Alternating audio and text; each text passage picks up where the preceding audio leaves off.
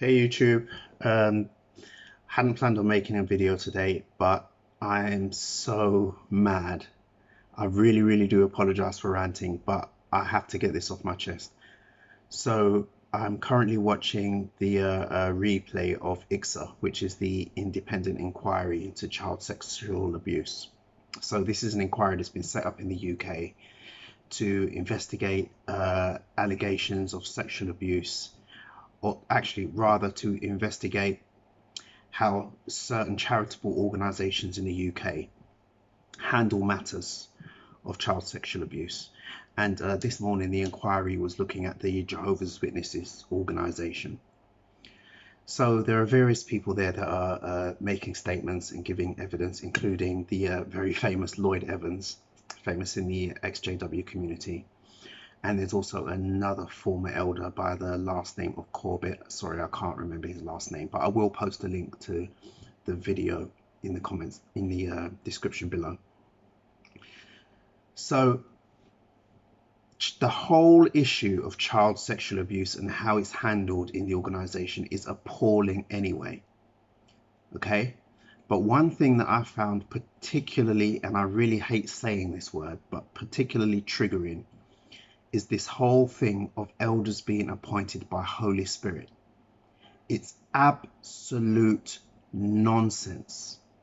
And the reason why it's gotten me so mad is because I've experienced firsthand in my own, experiences in the organization, ample evidence to show that that is just simply not true. It's simply not true. And to be honest, I'm glad that I had those negative experiences because they contributed to me eventually waking up. Okay, so think of it like this. Holy Spirit, if there is such a thing, but for the sake of argument, Holy Spirit, it's all real. Okay, everything's real. Elders are appointed by Holy Spirit.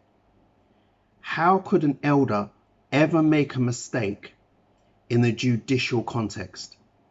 Handling a judicial case, either on a judicial committee or in the exercising of their duties as Holy Spirit, how could they ever make a mistake if they are appointed by and influenced by Holy Spirit? How? Is the Holy Spirit imperfect? Does the Holy Spirit make mistakes? Fair enough, elders are imperfect people, okay? And they make mistakes in their personal life. Absolutely. But in the discharge of the duties of their office, where Holy Spirit is supposed to be directing them, if that's the case, how could they make a mistake? And another thing is, okay, you don't have to do an intense amount of Googling, right, to find incidents where an elder has been guilty of abusing a child. Okay, broadly speaking, elders are middle-aged men. How often does a paedophile start abusing children in middle age? Anyone with half a brain knows that paedophiles start very early in their lives. Nobody becomes a paedophile when they're already middle-aged. It doesn't happen. They start when they're young and continue on into middle age. So when an elder is found out to have abused a child, it means that they've at least had paedophile tendencies before they were appointed. So how could the Holy Spirit appoint a man who is either an active paedophile or has paedophile tendencies? How does that make sense? Please, somebody help me to understand how that makes sense. How can the Holy Spirit appoint a man who has already abused a child or who has leanings towards abusing children? The logic just does not fit. It doesn't fit. You know, I'm sitting here listening to this inquiry, listening to this former elder give evidence and saying that when he became an elder, when he received his elder's manual, Okay, it said plainly in the elders manual that elders are appointed by Holy Spirit, and he was led to believe that that applied to himself and all other elders. And it has just gotten me so mad. It's gotten me so mad. I've been dealt with unjustly by elders many times. Many times. That was the thing that started me becoming mentally out of the organization while I was still in it, because the way I was dealt with by elders. And when I say that, I'm not talking about my disfellowshipping. I have no, what's the word? No grudges against any of the elders that were involved in my disfellowshipping, because I was guilty of the thing that they disfellowshipped me for, right? Whether or not shunning is right or wrong, it's wrong, but that's a whole nother issue. Okay, that's a whole nother issue. My bone of contention with the elders has nothing to do with my disfellowship, and it goes way back, way further than that. I've been dealt with unjustly by elders many times, and when I have to sit down and hear nonsense about them being appointed by Holy Spirit, it makes me so angry. It makes me so angry, because that is so demonstrably false. It is so demonstrably false.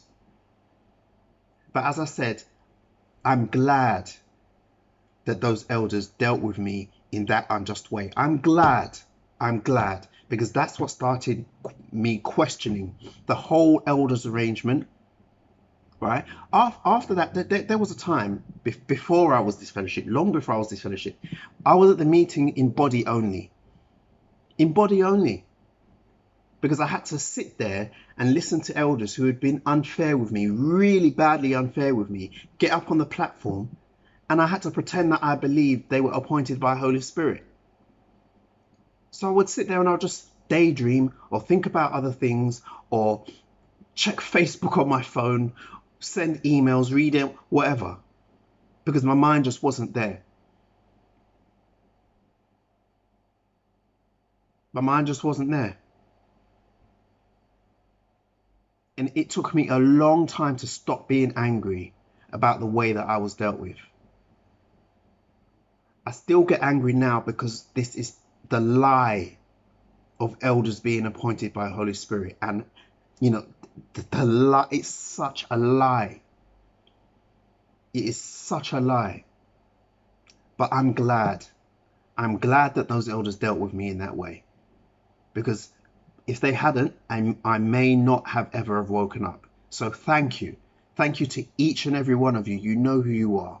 I sincerely thank you for helping me to expose this lie and this sham of a religion for what it is.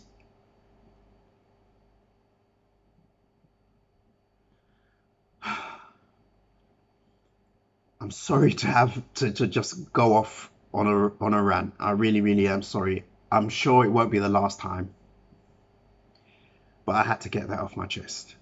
Please, if you can stomach it, please watch this IICSA inquiry. As I said, link is down below in the description. Thanks for watching. See you in the next one.